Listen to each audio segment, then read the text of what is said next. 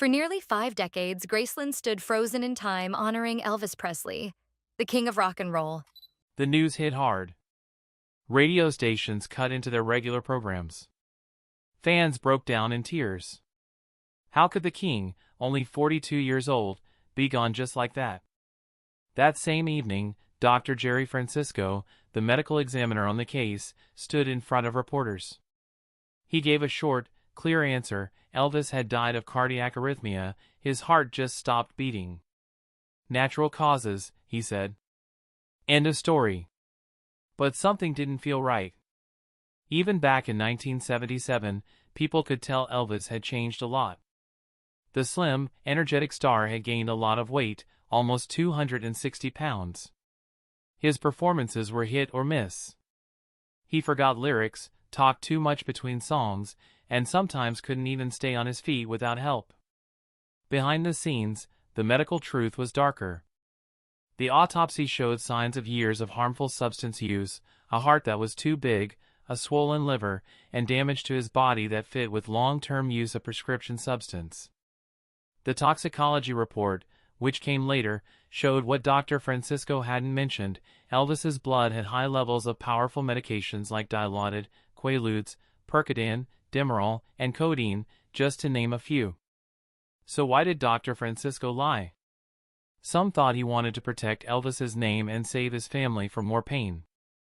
Others believed it was bigger than that, a cover-up to protect not just Elvis, but also the doctors who had kept giving him substance. That's where Dr. George Nichopoulos comes in. Most people knew him as Dr. Nick. He had been Elvis's personal doctor since 1967. In just the last 8 months of Elvis's life, from January to August 1977, Dr. Nick wrote prescriptions for more than 10,000 pills, including sedatives, uppers, and painkillers. The year before wasn't much better. He had given out almost 19,000 pills in 1976. When people looked into it later, they found that in those 8 months before Elvis died, he had received 195 prescriptions. That's about one prescription every day and a half. Dr. Nick had an answer for everything. He said Elvis had real health problems, chronic pain from a head injury in the army, bad glaucoma, and a painful gut condition called regional enteritis. He said the pills were needed to treat those things. But his most surprising excuse came later. He said he was actually trying to protect Elvis. Giving him all those meds, he claimed, was better than letting him get them off the street or from shady doctors.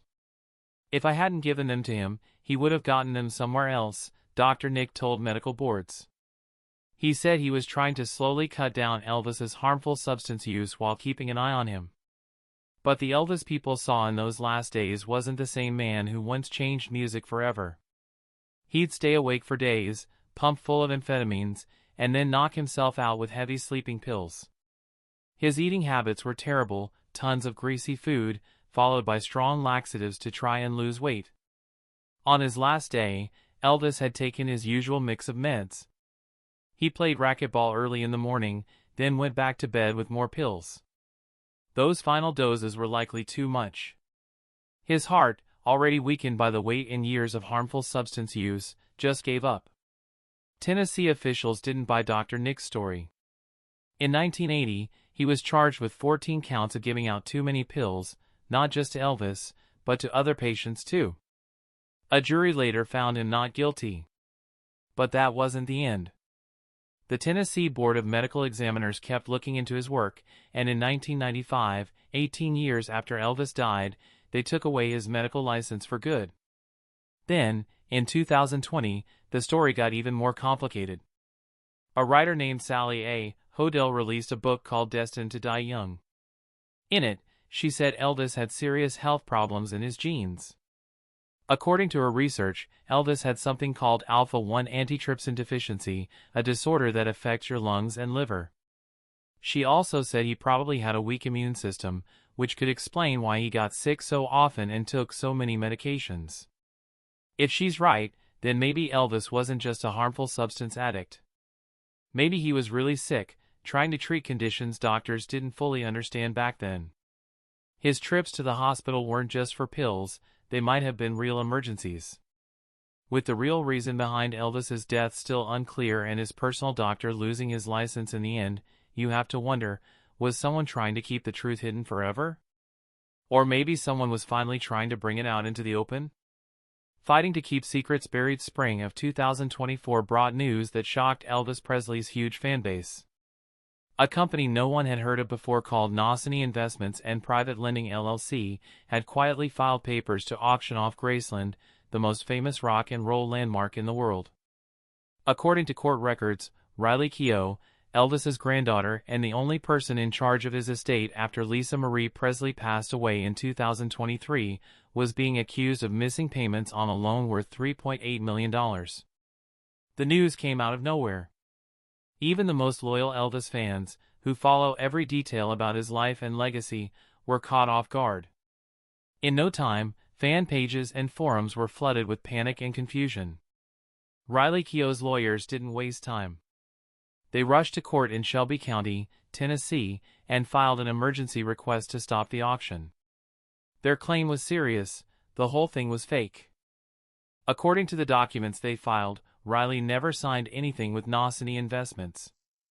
The signatures looked forged, like someone had faked her name just to take over Graceland.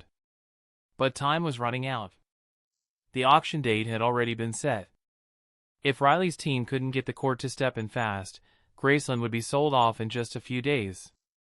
And that meant everything inside, Elvis's personal things, his rare recordings, and even those rooms upstairs that no one was ever allowed to enter, would be in the hands of total strangers.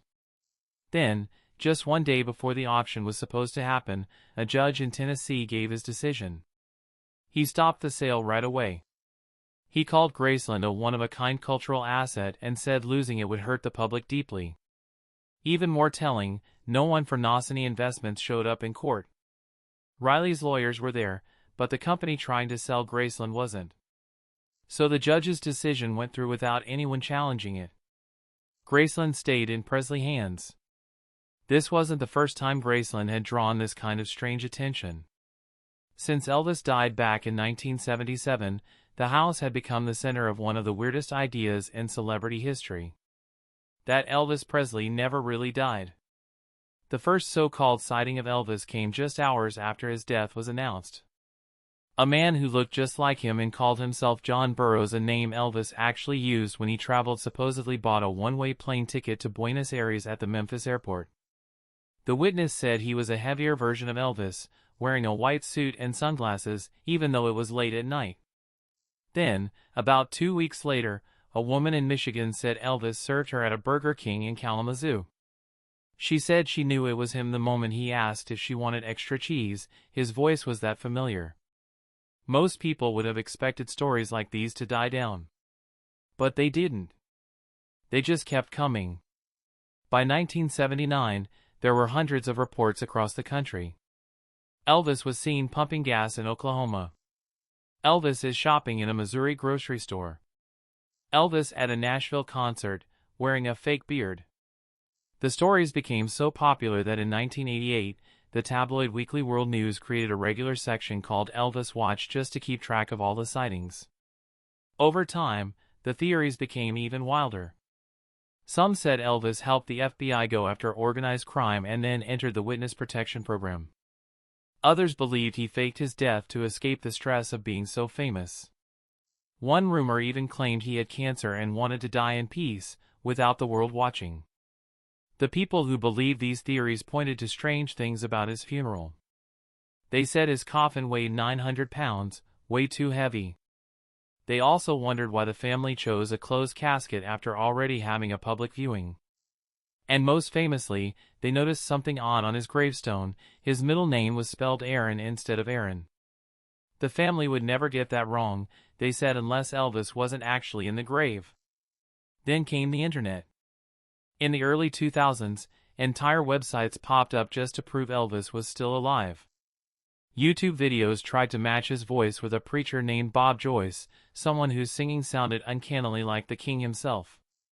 Even now, in 2025, nearly 50 years later, online groups still argue about where Elvis might be. Some think he's living in a quiet town, using a different name. Others believe he still visits Graceland now and then, dressed up so no one will recognize him. For the Presley family, these theories have always been tricky. If they push back too hard, they seem like they're hiding something. If they say nothing, the rumors grow even crazier. But all these theories cover up something far more serious. Elvis didn't need to die when he did. His death could have been prevented if the people around him had cared more about his health than his money. But the wild stories about him still being alive let those people off the hook. So once the sale was stopped, Riley made a bold move. Riley Keough finally did what no one in her family ever had. She permitted to open. The attic unlocked on a cold morning in January 2025. A small group of archivists wearing white gloves climbed the narrow stairs that led up to the attic at Graceland. Their footsteps echoed in the empty space. No one had been up there since August 1977.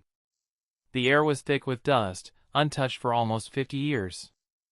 A single bare bulb lit up the lock as the lead archivist gently turned an old brass key that had stayed in the Presley family since Elvis passed away. The door creaked open, like it had been holding back years of waiting. As the light spilled in for the first time in nearly half a century, everyone went quiet. This wasn't just a dusty old storage space, it looked like a carefully kept time capsule. Either Elvis himself, or someone close to him, had neatly arranged the attic into sections, each one telling a different part of his life.